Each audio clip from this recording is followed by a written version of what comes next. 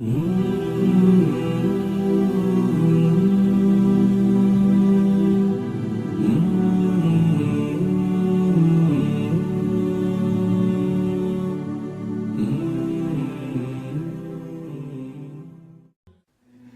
ibn al-Khattab radiallahu anhu. Can anyone tell me how he passed away? He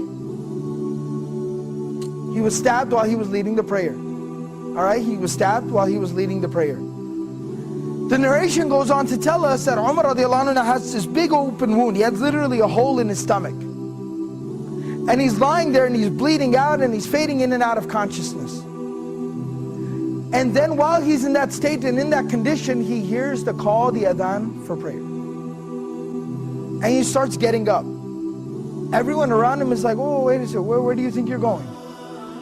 He says, I have to go pray, the adhan. I have to go and pray, it's the adhan. And he said, you're dying. You have a hole in your stomach. What do you mean you're going to go pray? And he says that, I remember the Prophet ﷺ telling me that there's no deen for the one who doesn't pray. That the salah is like the head and the body.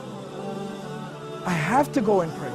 This was the commitment that these people had to prayer. As long as I'm alive, salah is something I do. That's the commitment, the connection that they had with prayer. So this is from Surah Maryam, Surah number 19, ayah number 31. My Lord has firmly commanded me to pray and to give charity or to purify myself as long as I am alive. Ma dumtu hayyan, as long as I remain alive.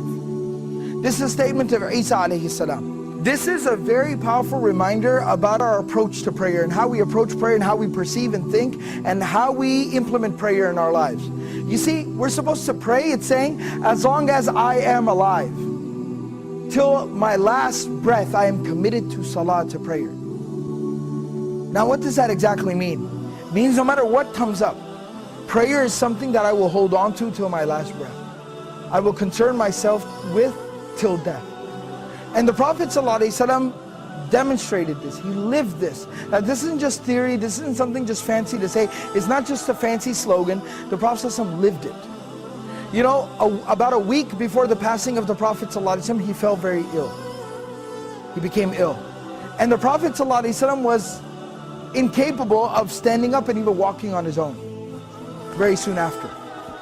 So the Prophet ﷺ, what he did, Prophet ﷺ would send for two Sahaba, they would come to his home and they would carry him, he'd put his arms around their shoulders and they would literally carry him to the prayer like this. But he'd still go for prayer in this condition.